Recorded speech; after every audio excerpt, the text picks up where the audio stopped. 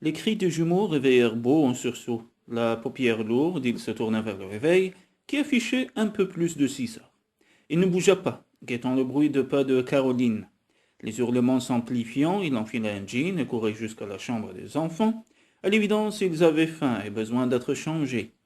Du calme, les poussins, je m'occupe de vous, lança-t-il en préparant la table à manger. Où était Caroline? Qu'elle n'ait pas entendu les enfants relever de l'impossible. Tout le voisinage avait dû être alerté. Votre mère a sans doute décidé de faire la grasse matinée aujourd'hui, soupira-t-il en attachant la couche de Brent. Ce lapsus freudien lui soutira une grimace. Pourtant, il n'avait fait que formuler le fond de sa pensée. Quelques jours avaient suffi pour qu'il les considère, Caroline et lui, comme les parents des jumeaux.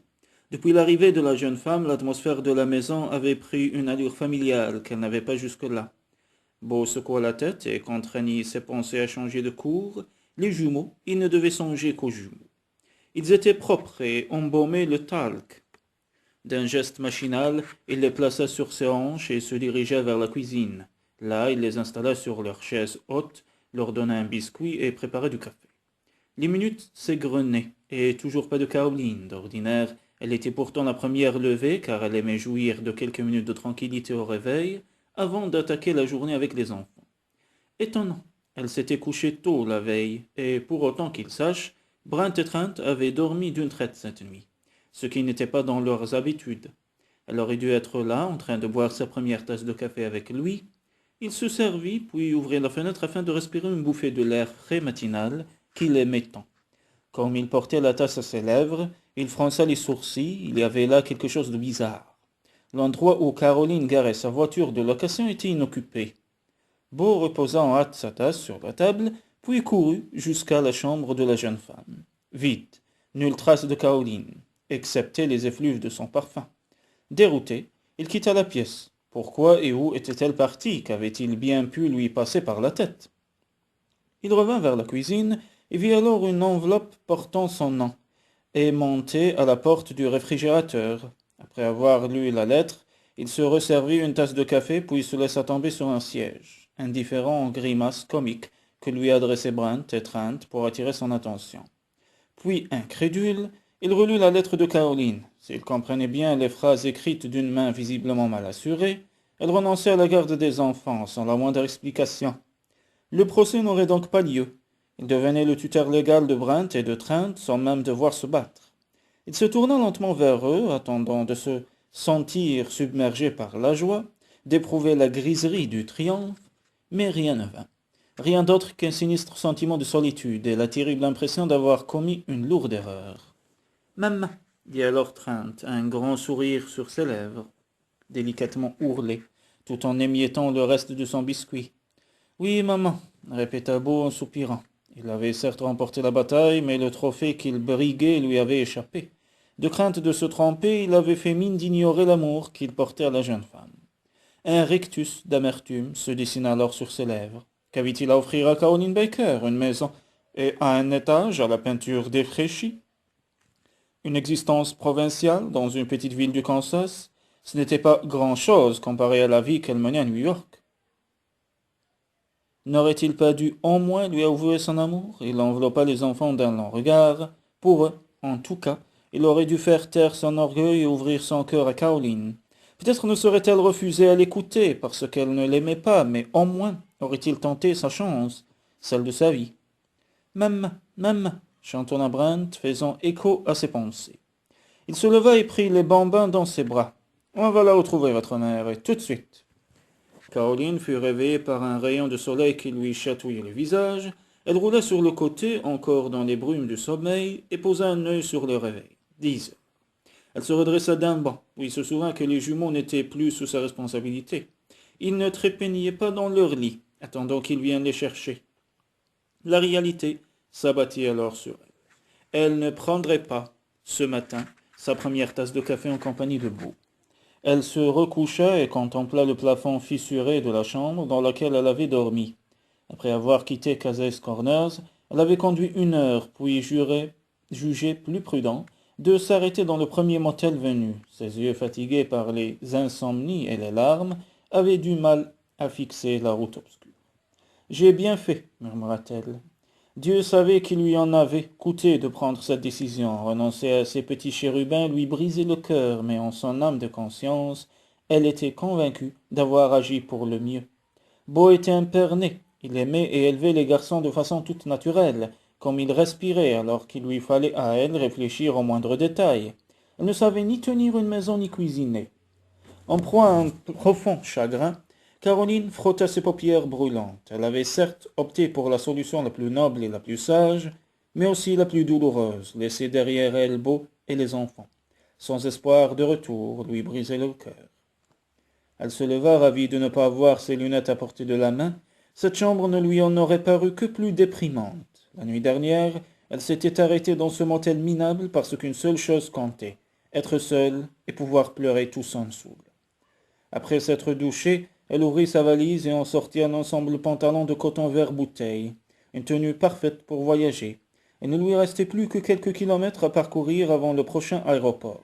Ensuite, elle monterait dans le premier avion pour New York.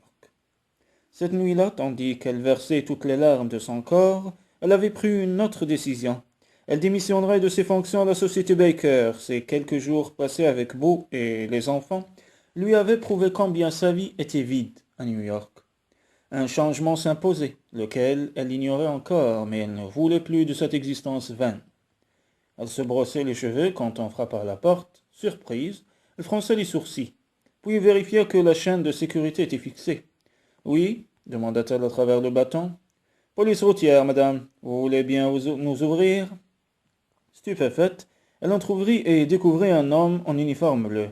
« Que se passe-t-il » ? « J'aimerais vous poser quelques questions. » Les yeux toujours rivés sur lui, Caroline avala sa salive. Aurait-elle commis une infraction? Que signifiait ce? Elle ouvrit carrément la porte. L'officier qui se tenait dans l'embrasure s'écarta. Et Beau apparut, flanqué des garçons comme à l'accoutumée. « Merci, Greg. Je te revaudrai ça. J'espère bien, Randolph. » Le dénommé Greg adressa un clin d'œil à Beau, puis regagna son véhicule.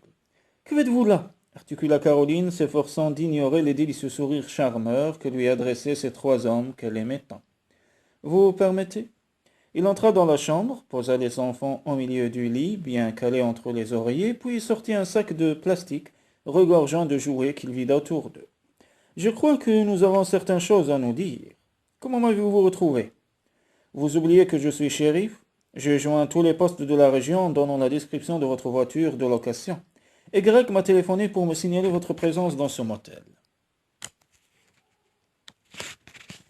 La jeune femme soupira. « Je ne comprends pas pourquoi vous vous êtes donné tous mal. Nous nous sommes déjà dit tout ce que nous avions à nous dire. » « Non, d'abord, vous avez rompu votre contrat en partant plus tôt que prévu. Vous me devez encore 2 jours. Très bien.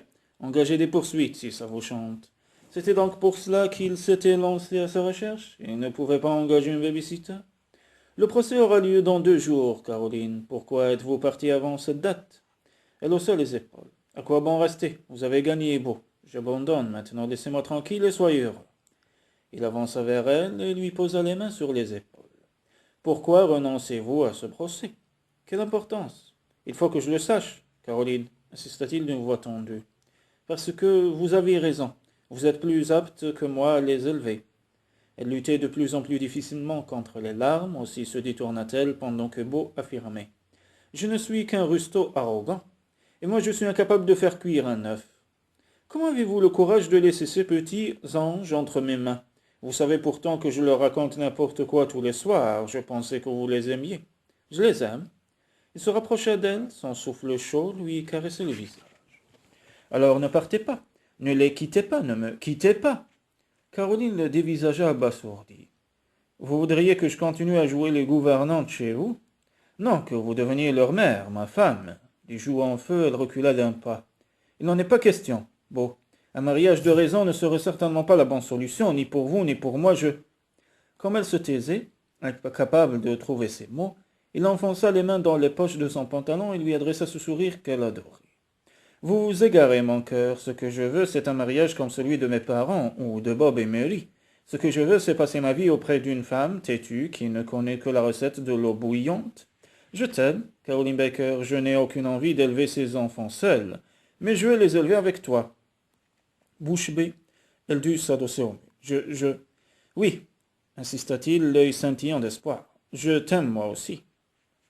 Il la rejoignit, la souleva dans ses bras et la fit tournoyer dans la pièce, pour le plus grand plaisir des enfants qui accueillirent cette démonstration par des cris de joie. Je n'ai pas grand-chose à t'offrir. Pourras-tu être heureuse à Case Corners avec nos fils? La jeune femme leva vers lui un visage radieux. Où que nous soyons, je serai heureuse parce que tu me rends heureuse. Maman, s'écria Brent. Papa, fit Trent. Ils se tournèrent vers eux et éclatèrent de rire. Je crois qu'ils ont toujours su, que nous finissions par former une vraie famille, déclara-t-il avant de sceller ses lèvres d'un baiser.